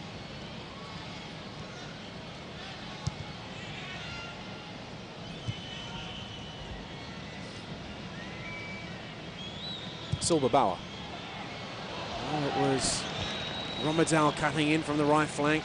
He was just put off by Balzaretti, who cut across his path. Well, he has to be more aggressive, Romadal. It's a good ball from Silva Bauer. It's got "attack me" written all over it. And strangely for me, he looks as though he's going to attack it and then just pulls away at the last second.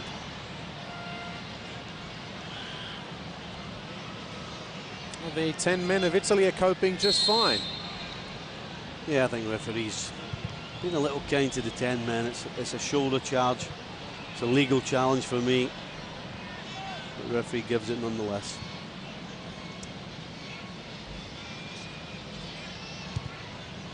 I mean, here we see that ball from Grondali. He's got nobody coming to him, but yet he still goes backwards. They got, what, 20 odd minutes to try and salvage something from this game, and going backwards isn't going to get it salvaged.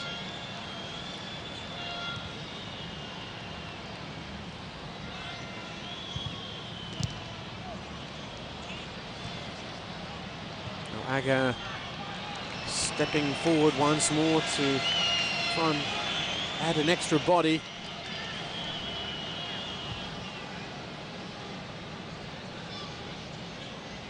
Antonio Candreva is it, who's preparing to come on for Italy here.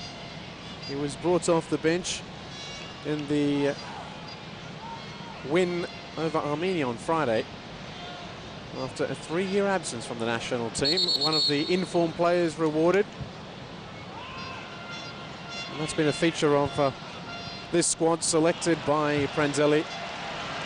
Those who have not taken part, such as Alberto Gilardino, for example, have got a call up once again.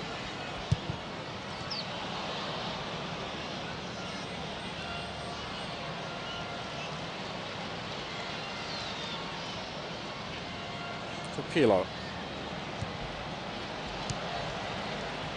Montolivo. De Rossi. There's Abate.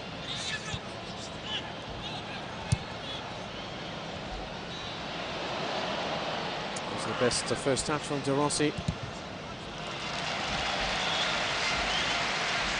Yeah, he's a little unfortunate, De Rossi there. It's good play from the Italians, though. In tight areas, even though they do have defenders up their back, they're still managing to keep it, still managing to get forward. And every time they have the ball, then the Danes can't hurt the Italians.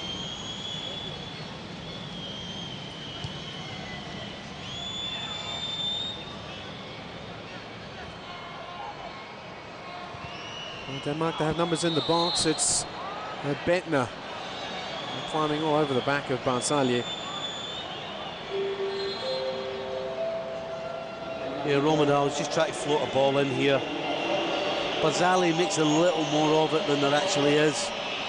But nonetheless, Bentner just put his hand on him. And therefore it's a free kick, and the referee could not be in a better position to see it. It's another change from Denmark as Kasper Lorentzen is brought on.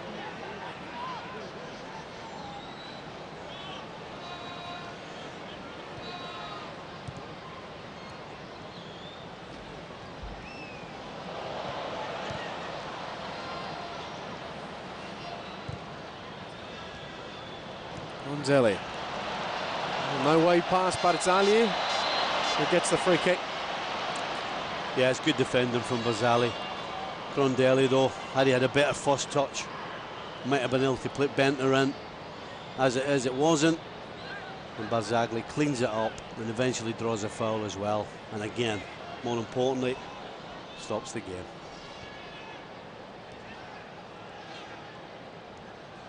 Germany 4, Sweden 2 is the comeback on.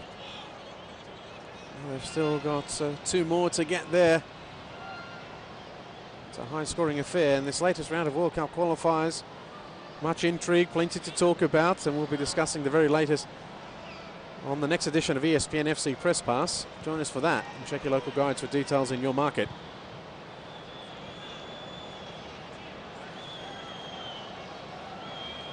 Marchisio looks as though that shoulder's bothering him again. Probably better off getting them off quickly. It was a bit sluggish from Montolivo. Jakobsen gets in there first. The consolation is a corner. Well, Marquisio was complaining of an arm injury in the first half, you might recall.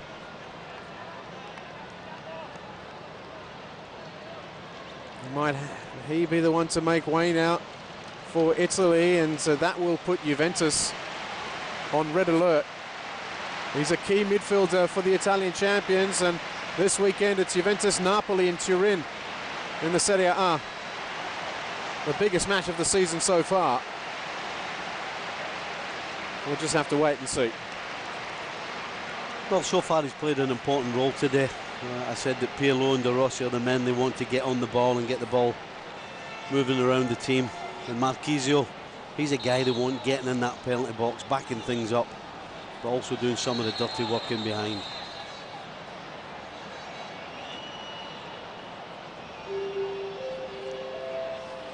The referee allowing the change to occur before this corner can be delivered. Antonio Candreva is on, the Lazio midfielder.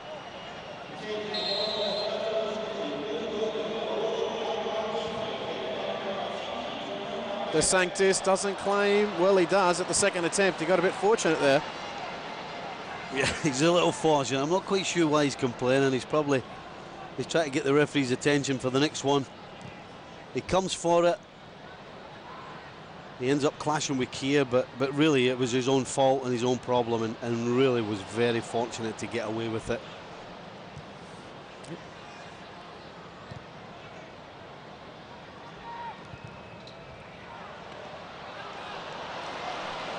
De Sanctis, the Napoli goalkeeper, on the occasion of this rare start. He claims that one. It's interesting, the goalkeeping situation for Italy. Gianluigi Buffon, the undisputed #1. But Prandelli insists on calling 4 goalkeepers for this squad. De Sanctis together with Emiliano Viviano and Salvatore Sirigu, who's been in fine form for Paris Saint-Germain. Well, I think what that suggests is he's not quite sure who his best 3 are. Obviously, he's picked De Sanctis tonight, but I think if you bring those 4 keepers in constantly, I think they want to keep an eye on everybody and see how everybody's performing. The problem is, with the likes of De Sanctis, they know if Buffon is fit, they don't play. Simple as that. Yeah, but I think it's important for Prandelli to figure out who is the next best thing, because, you know, the age Buffon is, when he's going to get injured, you know, sometimes it can just last and last. He is coming to the end of his career. Goalkeepers do last a lot longer than outfield players, but at any second Buffon could pick up an injury and be out.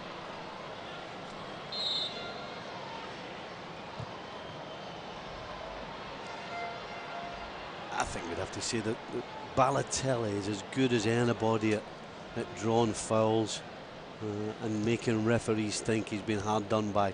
Again, there, it's just a contact.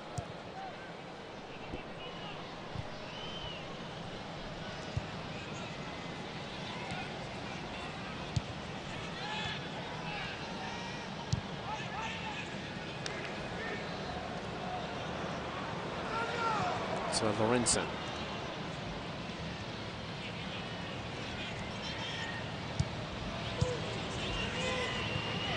Here's Nikolai Stockholm, who picked up that yellow card moments ago.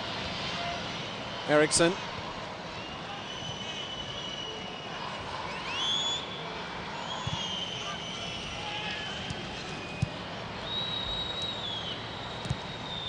Delivered by Lorenzen into that dangerous area. Agger was at the back post, shadowing Chiellini. Yeah, Chiellini's a little fortunate there. That's really a swing and a miss. And again, because it's Agger, he's got a defensive mind. He's not expecting the miss from Chiellini.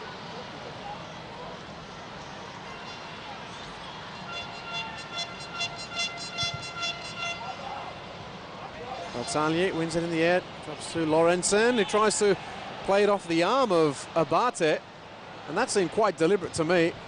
An attempt to draw a handball, perhaps. No, I don't think so. I would love to have seen Lorenzen just having a volley there. Didn't, brought it down well, but then panicked. You know, really tried to play a ball that was never on and was always going to hit the defender.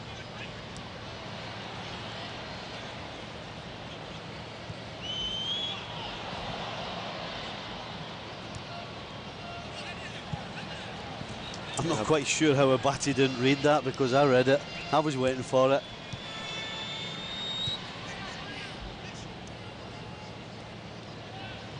To Karlenberg. Lorenzen, a better delivery. Push by Bettner on Chiellini. Yeah, again, Bettner's making this a little easy for the referee. Shouldn't be getting too tight to Chiellini before the ball's crossed. Should be giving himself some space to attack the ball, but gets tangled up. And referees are always going to give the defender the benefit of the doubt there. Chiellini showing his new Juventus teammate who's boss. Well, it's good defending. Defenders, particularly centre-halves, always want you nice and tight, nice and close, so they can fight with you. What you have to do is get yourself a yard and get away from them. The combination of Chiellini and Barzagli has been much sounder compared to Barzagli and Bonucci. That was the defensive pairing that started in Armenia. We had Domenico Criscito at left back and Christian Maggio on the right. They were dropped as well.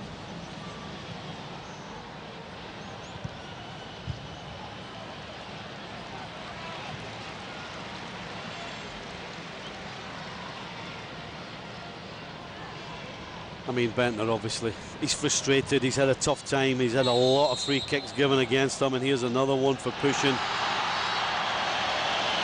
But he has to think and figure a way out of avoiding the contact, and that is, you go early, you pull away, and you give yourself a yard. Again, he gets too tight to Abate. 2 hands on his back. Not quite sure what other outcome he thinks is going to happen. It certainly is a nuisance, though. Juventus will be looking to him at some point. He has different characteristics to the strikers they have on the books there in Turin. Northern Ireland leads away to Portugal. Wouldn't that be a turn up for the books if they could win there? I should also tell you that the Poland-England clash has been postponed. You can read more about that at ESPNFC.com.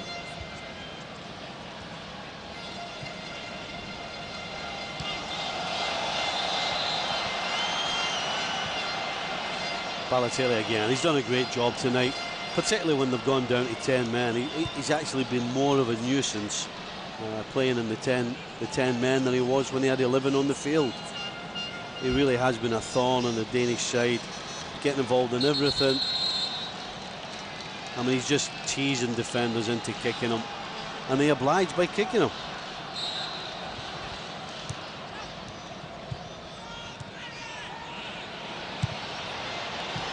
Montolivo, he's only got one to his name, spilled by Anderson. Yeah, it's a great strike. Gets right behind it, good power on it, good direction. And Anderson, a smart save down low.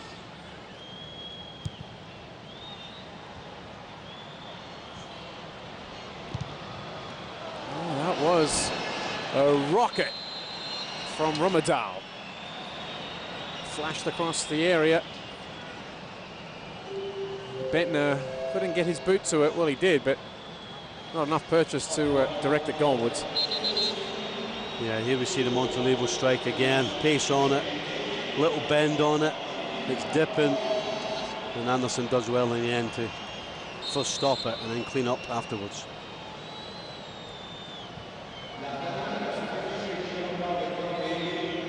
Michael Cronzelli, the player going off for Jakob Poulsen here as we enter the final 10 minutes. Germany Are they about to throw away a 4-goal lead? That would be quite a story. Sweden have scored again through Elmander. It's 4-3.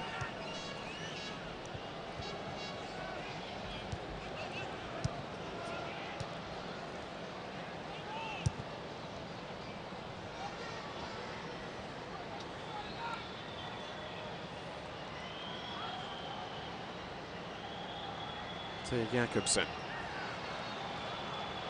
Nowhere to go as Montelevo and Baltaretti double up. And Prandelli's men have responded to going down to 10 men immediately after half-time when Pablo Osvaldo was sent off for violent conduct, lashing out at his opponent. The referee had no hesitation pulling out the red card. And you look ahead, Italy, well, next month they have a friendly against France, but their next qualifier will be away to Malta. Osvaldo unavailable for that. In fact, the next two qualifiers are away from home. Malta followed by the Czech Republic before they're back at home here to take on Bulgaria.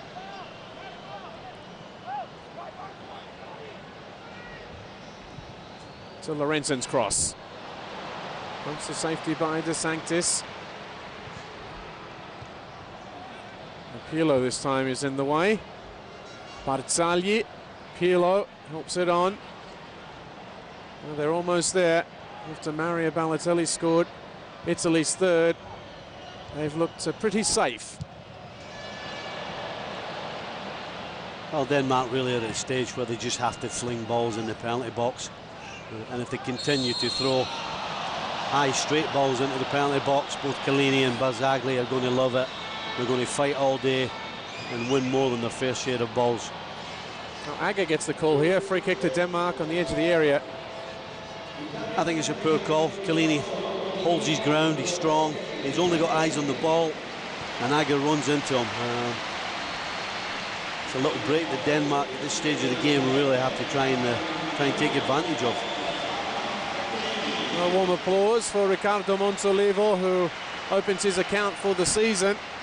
The AC Milan fans will be hoping he can replicate that at club level. There's his goal, his second for the Azzurri, which broke the deadlock. Coming on in his place is the Juventus midfielder Emanuele Giaccherini. I'm a little surprised that Giaccherini's the one coming on. I would have thought they would have put a more defensive-minded player in. But I'm sure he can do a job in there.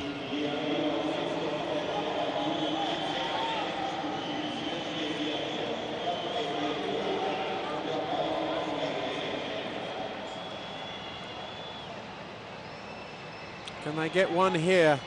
Denmark. Christian Eriksen is standing over it. It would make for a tense finale here in Milan. Eriksen off the wall.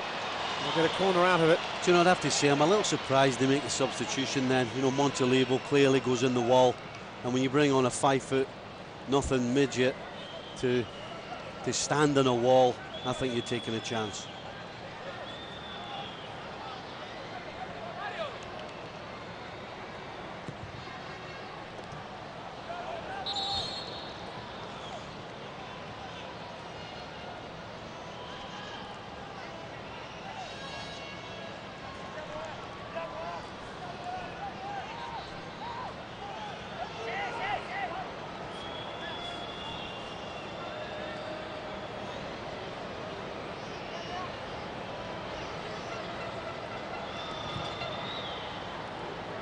Agger.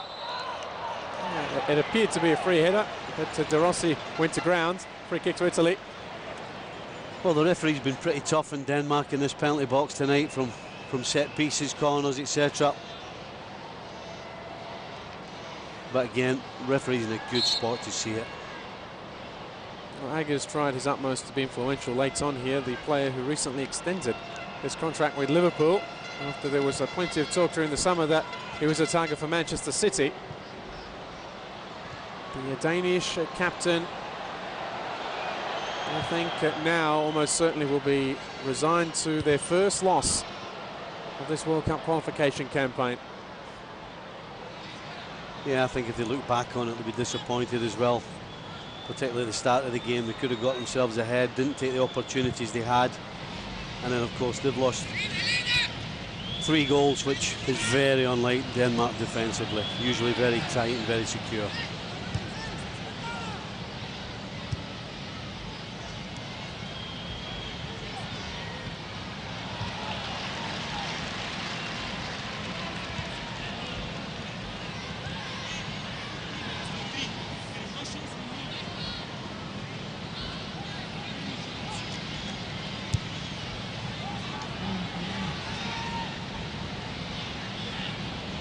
Romazal. Oh, it's a better ball. Agger climbing for it.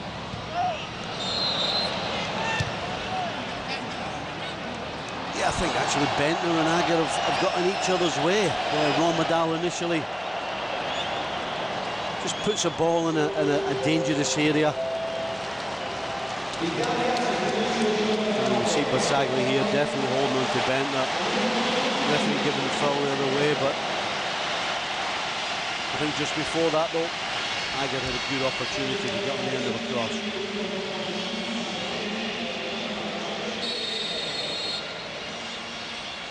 Mario Balotelli goes off having scored a crucial goal for Italy here this evening. One that has allowed them to breathe a lot easier. Mattia Destro, the highly rated youngster who plays for Roma, is the one to come on here. Just a matter of minutes remaining. We await now the board from the 4th official to indicate what will be added on for stoppages. Here's Destro.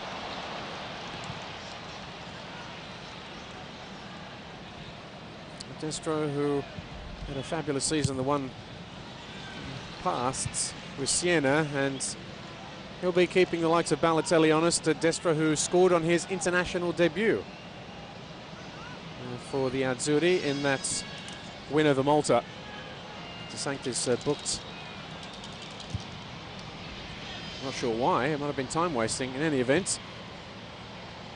We're edging towards what looks now certainly an Italian win.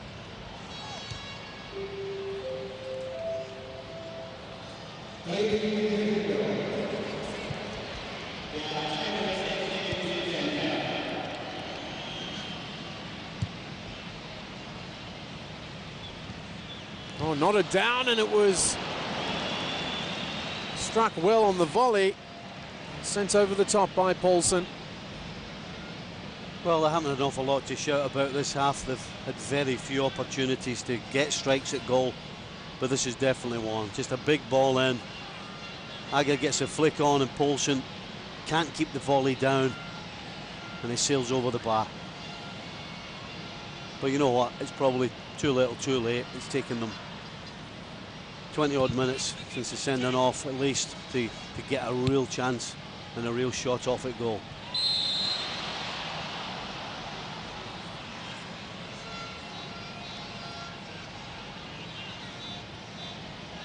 We've seen all kinds of attacking formulas from Prandelli durant this qualification campaign. Tonight was Balotelli and Osvaldo. Previously it was Osvaldo and Giovinco. Before that, Osvaldo and Destro. The one constant being Osvaldo, who was sent off here. So, in essence, his #1 striker, if you like, will be unavailable for their next outing on the road to Brazil 2014. That is, of course, if you consider him #1. Mario Balotelli certainly might have other ideas on that count. Here's Destro. Well, I think if you look at Balotelli's performance tonight, he's the one that's told his coach that he's #1. He scores a goal, his hold-up play's been great, and his team play since they've gone to 10 men has been absolutely outstanding.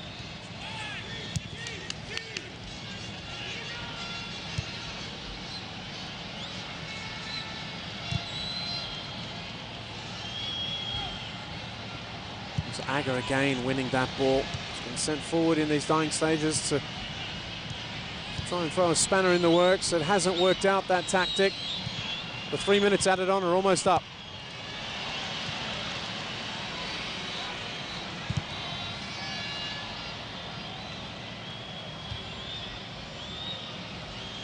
Paulsen.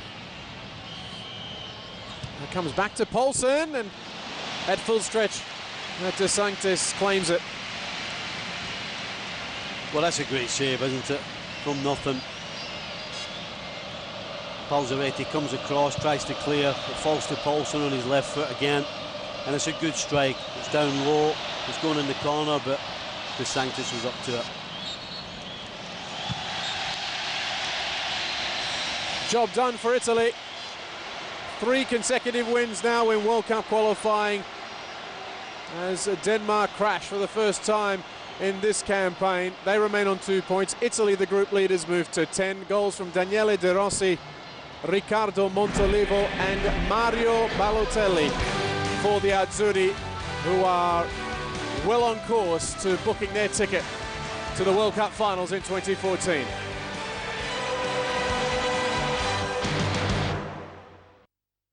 This is November on ESPN2, American College Football.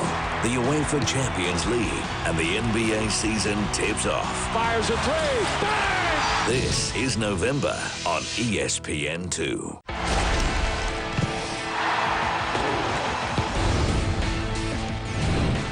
Second and 11, and Rogers will throw. And is it one-handed? Yes, for a touchdown by Jones. James Jones has now scored 2 touchdowns in each of the last 3 games. 18 yards. Rogers throws touchdown pass number 6. Here comes the 0-1. What a play by Sanchez behind the back. Great play, you should have seen it. No, if he throws, he won't. It'll be Williams. He found his first opening. He's into the secondary. Damian Williams across the 30. If he gets a block, he might be gone. Williams, touchdown. 95 yards.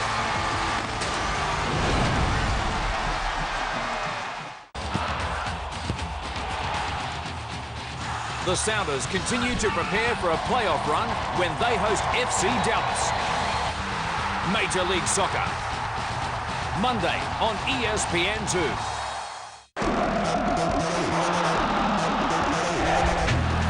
The UEFA Champions League. Game on here.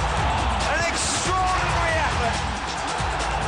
Exclusively live on ESPN, ESPN2, and ESPN3.com. Plus, get up to the minute on everything football on the new ESPNFC.com. The NFL on ESPN storms into Week 7 with a huge matchup. The Seattle Seahawks have been one of the big surprises this season with their play. Now, the test is on when they head to San Francisco to battle the powerhouse 49ers. It's an NFC West showdown. Seahawks, 49ers, live Friday on ESPN, the home of the NFL.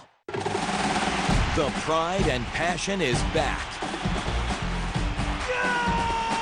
Every week, the game's biggest contenders and rivals clash in the drive to a national championship. Down the middle, got it! Touchdown, USA! Experience the excitement and glory of college football. Explodes, breaks free, all the barbecue you want, young man. All season long on ESPN2. In case you didn't hear the story, Germany has thrown away a 4-goal lead. Amazing. You can log on to ESPNFC.com for more on that and these results as well. Wins for Hungary, Norway, Switzerland, Albania, Russia, Israel. It's half-time between Portugal and the Northern Ireland, who are surprisingly leading on the roads. And running through some of the other winners: Latvia, Bosnia, Greece, Montenegro, and Moldova. The match between Poland and England has been postponed. Heavy rain forcing a washout. Belarus defeated Georgia, and in the closing stages of the world champion Spain's clash with France, it's still 1-0 thanks to Sergio Ramos. Well, Italy, the group leaders, they keep winning and they look commanding at the top of their section on the road to the World Cup in 2014.